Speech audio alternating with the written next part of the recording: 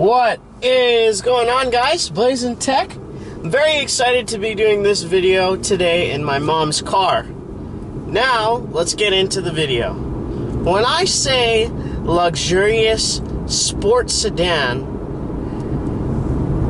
the names that come into your mind automatically go to BMW 3 Series, Mercedes C-Class, Lexus IS, a slew of others, maybe even the Audi A4. These are all performance sedans that are very luxurious, but also have 4 doors and are very functional in everyday life. If you have more than, per se, 1 passenger, 2 passengers, you can carry the whole family, you can go to work, pick up your kids. They're great vehicles. Now, most of those that I've stated, which would be, in my opinion, the BMW and the Mercedes, are very cost prohibitive at entry as well as through service. So if you pick up a used one, you have to be ready to spend a pretty penny on services for the for the BMW and the Mercedes, not so much for the Lexus.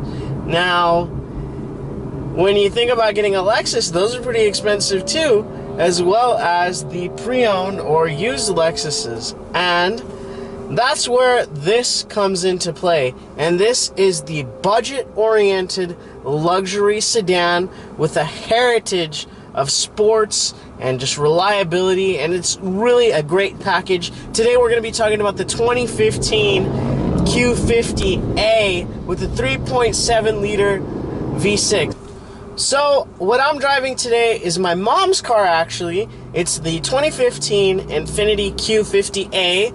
A stands for the Alpha designation, or the base model if you'd like to think of it that way. But don't let that fool you. This comes standard with a 3.7 liter V6 motor, a 7-speed automatic transmission with the Triptonic mode, I guess you could say, as well as auto rev matching downshifting. It's got keyless entry, leather, which the salesman told me was from a bull hide, which has the testosterone that is really going to keep this leather very, very strong. How true that is, I don't know. That's something I remembered when we bought this car new in 2015. It's got a dual touchscreen infotainment system, as well as a drive select mode, a lot of bells and whistles.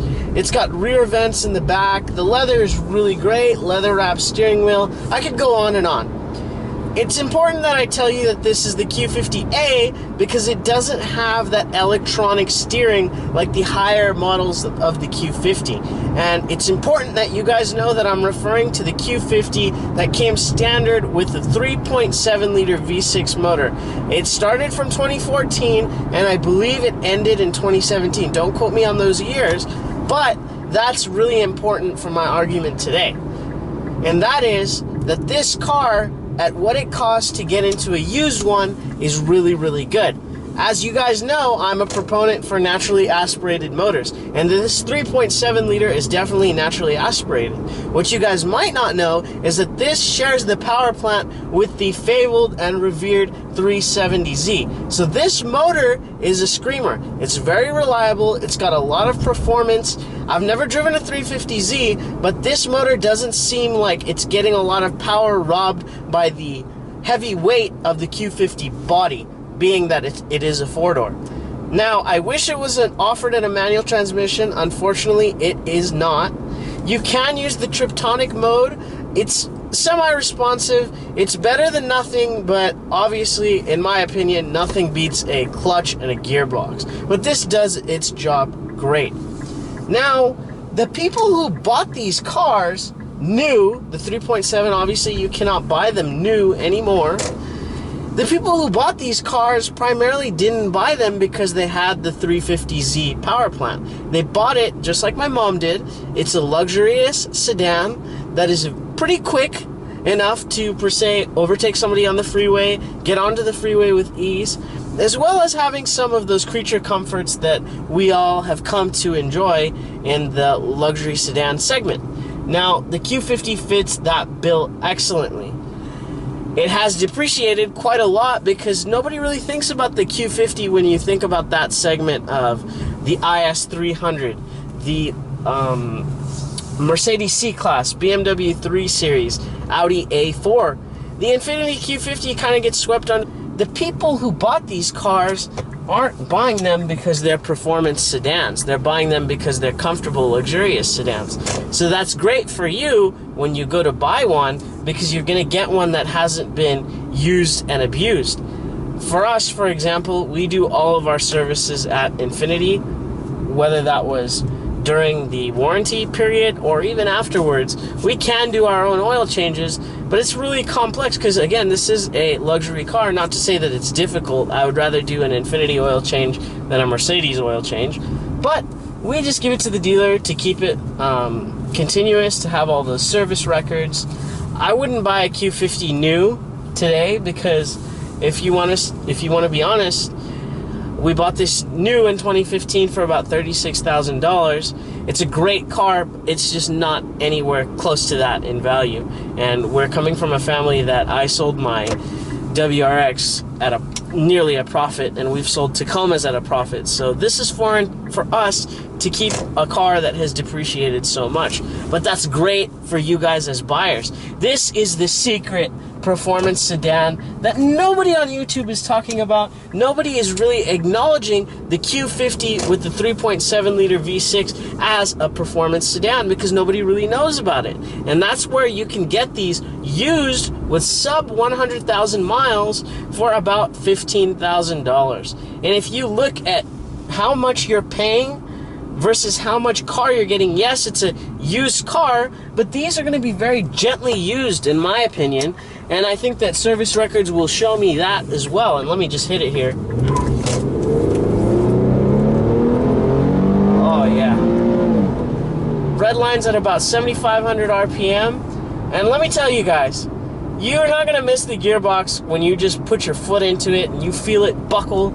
It handles really, really well. The steering wheel is nice and tight. You can really rip corners in this. It's got some run flats. Let me take this.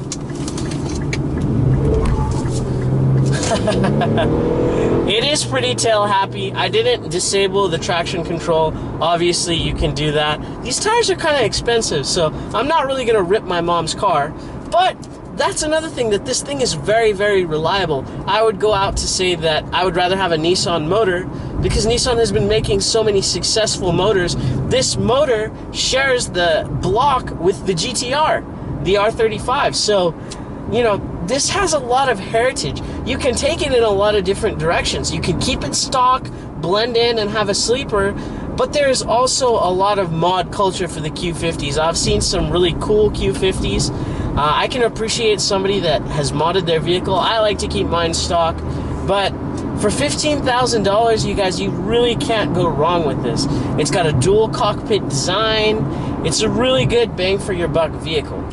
This Q50 runs on a 91 octane or super unleaded, and it averages about 29 mpg if you're driving combined. If you're driving in the city, you should be open to getting about 23 miles to the gallon. And if you're really pushing the car, don't be surprised if you get in the 20 or the 19 range. But that's kind of what you're gonna pay when you're getting a lot of performance under the hood at the price of less than a brand new Corolla, which I think you're getting a lot more car. Now, the Q50 isn't going to be a perfect fit for everybody. I'd say if you had more than 2 larger children or more grown children, I would steer clear of the Q50. The back seat is comfortable. It's not the biggest back seat in the world, but that's kind of what you're going to have to take when you're getting all of the performance and everything. I think that on the exterior, the Q50 looks better than a 3 Series. I think it really looks aggressive. Without doing any modifications, it's got really cool lines and everything. It's a great looking car. The back seats are a little on the tight side, but we can't really win them all. Other than that, I would say the only other con is because of this really cool double cockpit design, you're kind of taking some leg room away. And if you're gonna really push a lot of miles, I'd say if you were gonna drive more than 100 miles a day, I would steer clear of the Q50, because for me, when I drive this car for a really long time, I feel like the double cockpit design is really taking away from some of my leg space, and in turn, it's making other things downstairs a little bit tight. So if you're a little heavy set like I am, this car might not be the best choice for you if you drive long periods of time. If you're just going to the store and your commute is really small, I think it's really important that you check it out and make sure that it's a good fit. In conclusion, I think that this is a lesser known performance car that you can get at a very low cost of entry. I'm basing my kind of median price at $15,000 for a lightly used, certified pre-owned Infiniti Q50 with sub 100,000 miles. That is to say, you can get a more higher mileage Q50 at a lower cost of entry, and obviously vice versa, or the opposite, meaning a very low mileage Q50 with the 3.7 liter at a little bit more cost of entry. And it depends on what direction you guys want to take. I think that if you're looking at a performance car in that kind of $10,000 to $20,000 price range, I wouldn't get anything else than this, because it's a very versatile car. You can blend in. Nobody's going to rev you at the lights. I don't think that people attempt to steal these vehicles very frequently. I think that you would be making a very wise decision buying this car. They are very reliable vehicles. They have proud heritage. And at 15,000 miles, everything that I've stated here, leather, keyless entry, the list goes on and on. You can get a Q50 with more options and probably get a better deal. I think you're just getting a lot of car for what you're paying for a used Q50 with a 3.7 liter V6. And I think that this is a secret performance car that I haven't seen anybody talk on YouTube. They haven't talked about this car on YouTube, and I think that you guys should know about this, and it is a little bit of a secret. But I think it's a hell of a car. That's why we haven't sold it. My mom absolutely loves it, so that's really good. It fits her like a glove. She's not the tallest woman in the world, and this isn't the biggest car in the world. So it's a match made in heaven. Blazing Tech, and we will catch you on the next one.